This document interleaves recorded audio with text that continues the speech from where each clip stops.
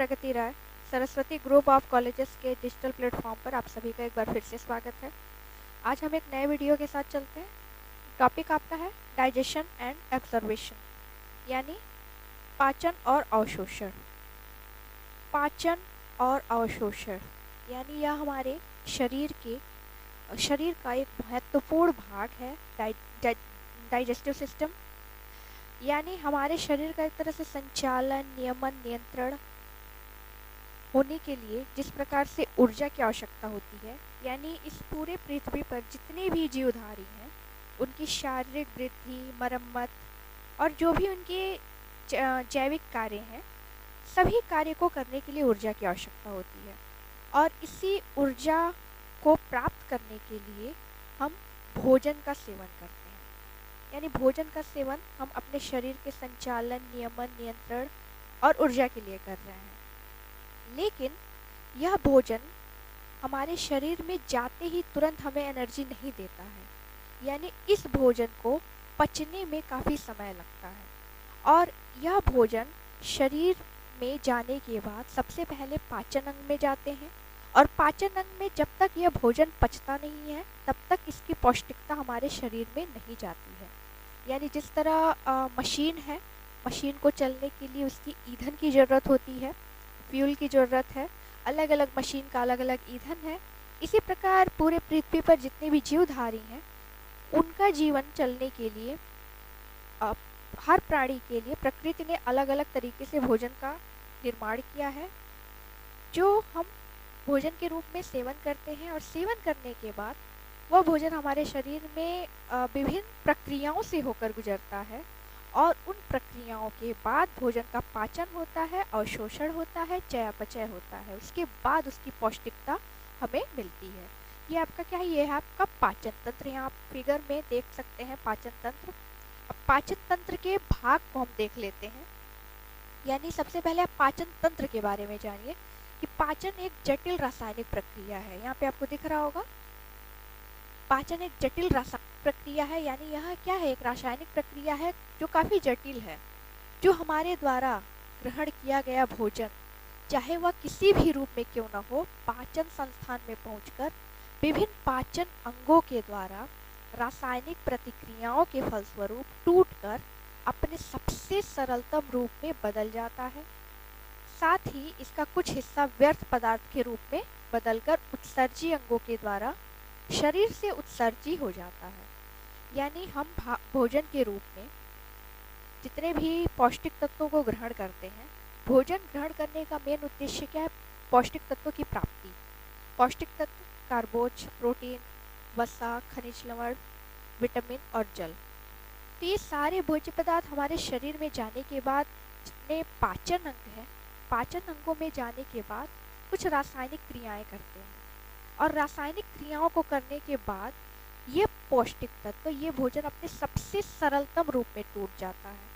क्योंकि जैसा भोजन हमने ग्रहण किया है ठीक वैसा ही हमारे शरीर में नहीं रहता है, बल्कि वह अपने सबसे छोटे छोटे टुकड़ों में विभक्त होकर हमें पौष्टिकता देता है।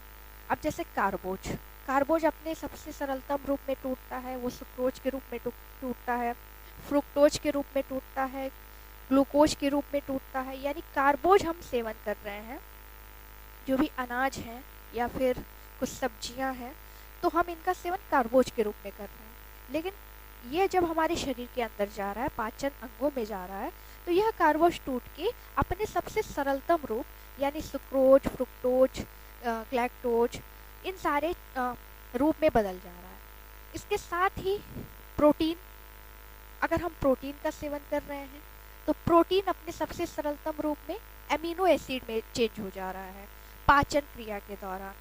इसी तरह वसा का हम सेवन कर रहे हैं। वसा का सेवन करने के बाद वसा अपने सबसे सरलतम रूप यानी वसी अम्ल के रूप में विभक्त हो जा रहा है। इसके अलावा विटामिन्स हैं, मिनरल्स हैं, जल हैं, ये अपने उसी रूप में रहते हैं, इसका रूप चेंज नहीं होता है। इसके अतिरिक्त जितने भी पौष्टिक तत्व हम सेवन कर रहे हैं भोजन के रूप में, भोजन के द्वारा, ऐसा नहीं है वो सारे पौष्टिक तत्व हमारे शरीर में वैसे के वैसे ही रह जाते हैं, बल्कि वो अपने सबसे सरलतम रूप में टूटकर उसकी पौष्टिकता पूरे शरीर में जा रही है। साथ ही जो उत्सर्जी अंग है, उत्सर्जी अंगों के द्वारा क्या हो रहा है, शरीर से जो व्यर्थ पदार्थ है, जो भी भोजन हमने किया है, अब हमारा शरीर उसको फिल्टर कर रहा है। अब हमारा शरीर फिल्टर करने के बाद, यानी पहले तो हम अपना भोजन चुन चुन के खा रहे हैं, ग्रहण कर रहे हैं, यानी हमें सारे पौष्टिक तत्वों के बारे में पता है कि कौन सा पोषक तत्व लेने से हमें क्या मिलेगा। यानी हम ऊर्जा के रूप में कार्बोज का सेवन कर रहे हैं, ऊर्जा के रूप में वसा का सेवन कर रहे हैं, शरीर निर्माण वृद्धि के रूप में हम प्रोटीन का सेवन कर रहे हैं, शरीर का संचालन, नियमन और नियंत्रण के रूप में हम विटामिन और मिनरल्स का सेवन कर रहे हैं। और इन सारे पौष्टिक तत्वों को एक तरह से घोलने का काम जल कर रहा है। हमने छांट के, हमने सारे पौष्टिक तत्वों को जान के उनका सेवन किया, लेकिन हमारे शरीर में जाने के बाद ये सारे पौष्टिक तत्व अपने अपने रूप में टूटने के बाद जो वेस्ट चीज़ें हैं, यानी उसमें से भी जो वेस्ट चीज़ें रहती हैं, वो हमारे शरीर के जो उत्सर्जी अंग है उन अंगों के द्वारा बाहर निकल जाती हैं। अब जैसे यहाँ पे आप देख सकते हैं, यहाँ पे लिखा है पाचन वह रासायनिक क्रिया है जिसके द्वारा भोज्य पदार्थों में पाए जाने वाले सभी पौष्टिक तत्व अपने सबसे सरलतम रूप में परिवर्तित हो जाता है।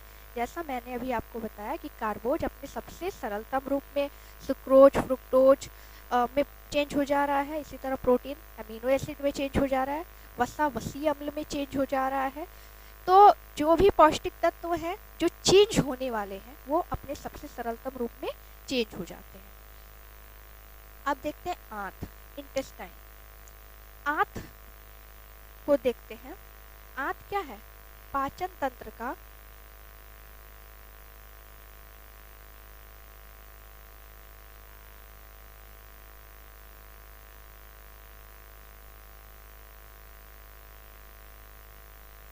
आंत पाचन तंत्र का सबसे महत्वपूर्ण अंग है।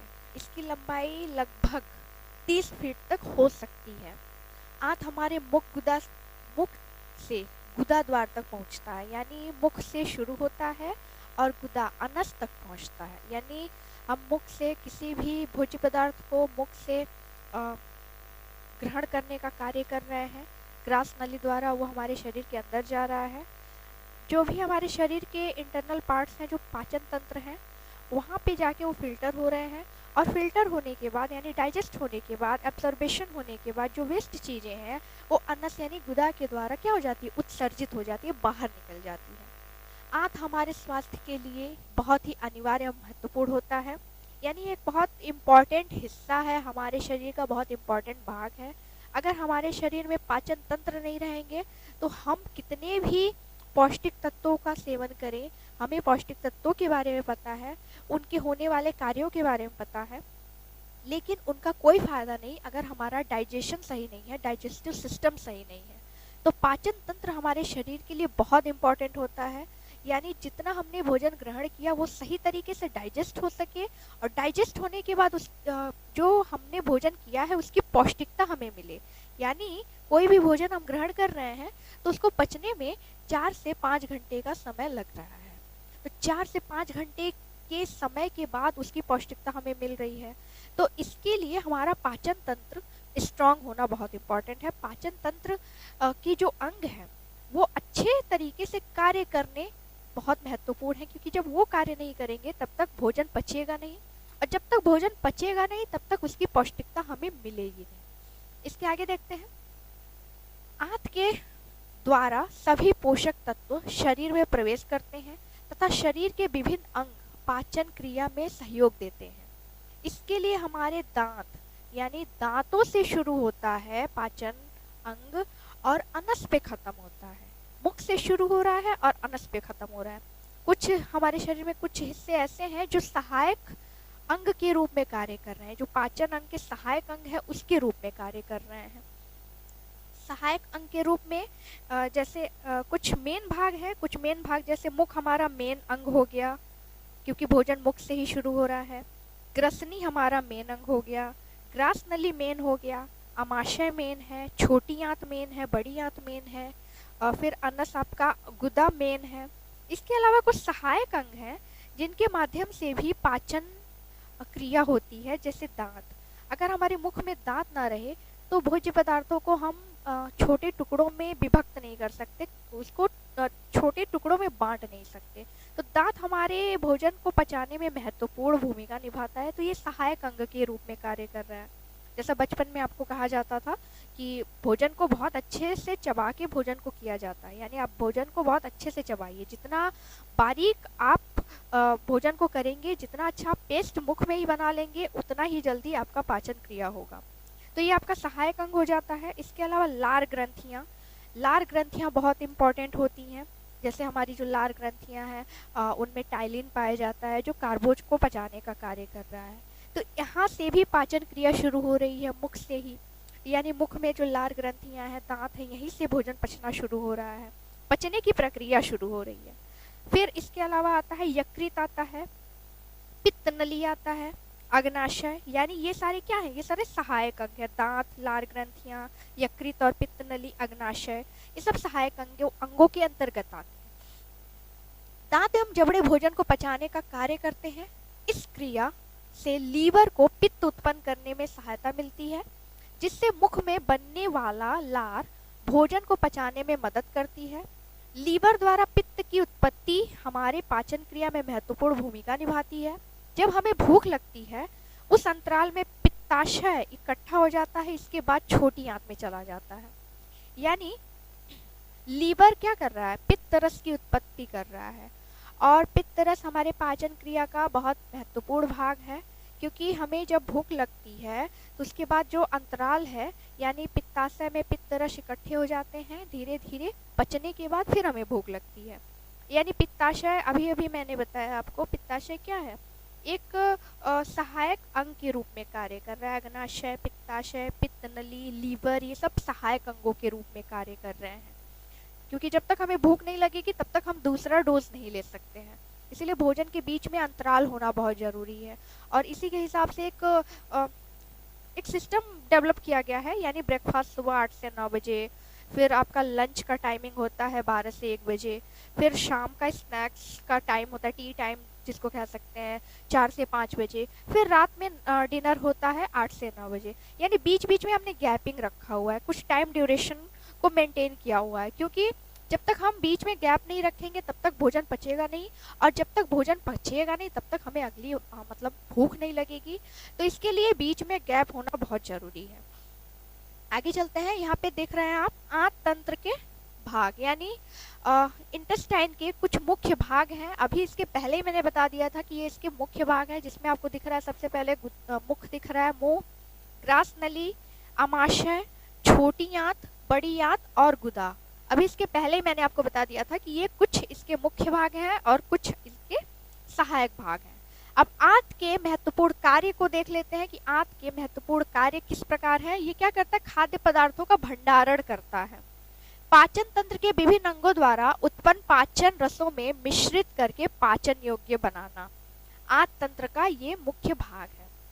मुंह के भीतर जमने के बाद भोजन को ग्रास नली, आमाशय, छोटी, ये आंत है, आमाशय, छोटी आंत, बड़ी आंत तथा गुदा तक ले जाता है। यानी जो इंटेस्टाइन है, इंटेस्टाइन का ये मेन रोल क्या है, तो कोई भी भोजन हम मुंह में ही ग्रहण करते हैं। मुंह में ग्रहण करने के बाद भोजन को जब अच्छे से हम चबा लेते हैं, उसका एक बारीक पेस्ट तैयार कर लेते हैं, तो क्या होता है, जमने लगता है। जमने के बाद भोजन को ग्रास नली, यानी ग्रास जो नली है उसके द्वारा भोजन कहाँ जाती है, भोजन जाती है आमाशय में, आमाशय के बाद छोटी आंत, छोटी आंत के बाद बड़ी आंत में, और बड़ी आंत के बाद यानी ज़्यादातर जो भोज्य पदार्थ है उसका पाचन छोटी आंत में हो जाता है। जो बची खुची चीज़ें होती हैं वो बड़ी आंत में उसका पाचन होता है। ज़्यादातर बड़ी आंत में आप समझिए जल के साथ वो जो बची कुची चीज़ें होती हैं वो बड़ी आंत में जल के साथ पचती हैं। गुदा का काम होता है उत्सर्जी का कार्य होता है, यानी जो वेस्ट चीजें हैं वो अनस के द्वारा, गुदा के द्वारा बाहर निष्कासित हो जाती हैं। यहाँ पे लिखा है विशेषकर छोटी आंत एवं दूसरे अंगों से रक्त में पौष्टिक तत्वों का अवशोषण करवाता है। यानी एक तरह से देखा जाए हमारे शरीर के जो जितने भी पार्ट्स हैं डाइजेशन के, उसमें छोटी आंत बहुत इंपॉर्टेंट है, क्योंकि ज़्यादातर जो भोजन का डाइजेशन है, एब्जर्वेशन है, वो छोटी आंत में ही हो जा रहा है। आगे देखते हैं। अब मुख में देख लेते हैं। मुंह के अंदर सलाइवा में पाचन रस होता है जो स्टार्च को ग्लूकोज में बदल देता है। स्टार्च यानी कार्बोज का हिस्सा, स्टार्च का पाचन मुख में ही हो जाता है जो बदल दे रहा है। अभी आपको बताया गया है ना कि जो भी पौष्टिक तत्व है उसके सबसे सरलतम रूप में बदल रहा है। तो सबसे सरलतम रूप में बदल रहा है यानी कार्बोज का सेवन हम कर रहे हैं, स्टार्च के रूप में सेवन कर रहे हैं। स्टार्च चूंकि अनाजों में बहुत ज्यादा पाया जाता है तो उसको क्या कर रहे हैं, ग्लूकोज में चेंज कर दे रहा है जो मुंह के अंदर सलाइवा है, सलाइवा में ही, क्योंकि उसमें टाइलिन होता है। इसके अलावा देखते हैं ग्रास नली। तो ग्रास नली में भोजन प्रवेश करता है और यहाँ से आमाशय में जाता है। अब ग्रास नली से भोजन प्रवेश करता है और कहाँ जाता है, आमाशय में जाता है। आमाशय, इसके बाद का जो हिस्सा है वो आमाशय है। आमाशय की मांसपेशियां गैस्ट्रिक तरल उत्पन्न करती हैं जिससे प्रोटीन नामक एंजाइम अमीनो एसिड के एसिड में उत्पन्न हो जाता है। अब आमाशय के बाद भोजन जाता है छोटी आंत में। तो छोटी आंत में माइलेज प्रोटीन लाइपेज नामक एंजाइम बनते हैं जो चर्बी या वसा को विखंडित करता है। इसके अतिरिक्त यहाँ पे वसा, प्रोटीन एवं कार्बोहाइड्रेट का पाचन होता है। इसके पहले ही मैंने आपको बताया कि ज़्यादातर जो पौष्टिक तत्व हैं, जो भोजन है, वो छोटी आंत में ही पच जाते हैं। तो हम अपने भोजन में वसा, कार्बोज, प्रोटीन, ये सारी चीज़ें अपने भोजन के द्वारा इसका सेवन ज़्यादा करते हैं और इसका पाचन छोटी आंत में ही हो जाता है। बाकी जो पौष्टिक तत्व बचे खुचे होते हैं जो छोटी आंत में नहीं पच रहे हैं वो बड़ी आंत में जल के साथ मिलकर पच जाती हैं। जो भोजन पचने से रह जाता है वो बड़ी आंत में चला जाता है। इस स्थान पर पानी से मिलकर बचा कुचा पदार्थ निष्कासित हो जाता है, क्योंकि बड़ी आंत के बाद सीधे आता है गुदा यानी अनस। अनस में निष्कासन प्रक्रिया होती है, यानी जो खाद्य पदार्थ छोटी आंत में पचने से रह जाते हैं वो बड़ी आंत में पचते हैं, और बड़ी आंत में पचने के बाद जो भी निष्कासित वाले भोज्य पदार्थ हैं, मतलब भोज्य पदार्थ नहीं है, वेस्ट चीजें हैं वो क्या होता है, गुदा के द्वारा इस स्थान पर मल जमा हो जाता है। मल के रूप में क्या होता है, गुदा द्वार द्वारा बाहर निकल जाता है, यानी मल के रूप में जो वेस्ट चीजें हैं वो बाहर निकल जाती हैं, और जो लिक्विड चीजें हैं वो यूरिन के द्वारा, पसीने के द्वारा बाहर निकल रही हैं। उत्सर्जी बहुत जरूरी है हमारे शरीर में। जिस तरह पाचन इम्पॉर्टेंट है उसी तरह उत्सर्जन भी बहुत इम्पॉर्टेंट है, क्योंकि पचने के बाद ही उत्सर्जन क्रिया होती है, और जब अच्छे से डाइजेस्ट होगा तो वेस्ट चीज़ें फिल्टर होकर बाहर निकलेंगी। इसीलिए उत्सर्जन प्रक्रिया बहुत जरूरी है, वो मल मूत्र और पसीने के द्वारा ही होता है। अब अवशोषण देख लेते हैं जो कि पाचन के बाद होता है। पाचन के बाद तरल भोज्य तत्व समस्त पौष्टिक तत्वों में परिपूर्ण होता है, और शोषण की क्रिया अमाशय तथा छोटी आंत, ये आंत है, छोटी आंत में होता है। कुछ भोज्य तत्वों का अवशोषण अमाशय से हो जाता है। बड़ी आंत में जल का अवशोषण होता है, छोटी आंत में पाचन क्रिया पूर्ण होता है। यहाँ सभी पौष्टिक तत्वों का अवशोषण होता है। रक्त नलिका अवशोषित भोजन को शरीर के विभिन्न अंगों तक क्या करती है, पहुंचाने का कार्य करती है। यानी पाचन के बाद अवशोषण होता है। अवशोषण यानी एब्जॉर्प्शन के बाद भोजन अपने सबसे सरलतम रूप में टूट चुका है। अब वो पूरे शरीर में पहुंचने का कार्य कर रहा है रक्त के द्वारा, रक्त नलिकाओं के द्वारा। तभी हमारे द्वारा किया हुआ भोजन अब उसकी जो पौष्टिकता है वो शरीर के प्रत्येक हिस्से में पहुंच रही है। प्रत्येक कोशिका, जितने भी हमारे बॉडी में सेल्स हैं, रक्त नलिकाएं हैं, उनके द्वारा शरीर के हर एक हिस्से में अब पौष्टिक तत्वों की पौष्टिकता पहुंच रही है। क्योंकि हमने भोजन किया, वो मुंह से शुरुआत किया ग्रास नली के द्वारा, वो पाचन अंगों में गए, यानी छोटी आंत में, बड़ी आंत में, इसके अलावा आमाशय में गया, तो वहीं तक नहीं रह गया। वहीं तक अगर रहेगा तो हमारा शरीर चलेगा कैसे, हाथ पैर कैसे कार्य करेंगे, हमारा जुबान कैसे कार्य करेगा, यानी शरीर का हर हिस्सा काम कर रहा है। तो शरीर का हर हिस्सा जब काम कर रहा है तो शरीर के हर हिस्से को पौष्टिक तत्व की जरूरत है, और पौष्टिक तत्व जब तक पचेंगे नहीं तब तक मिलेंगे नहीं, उसकी पौष्टिकता नहीं मिलेगी।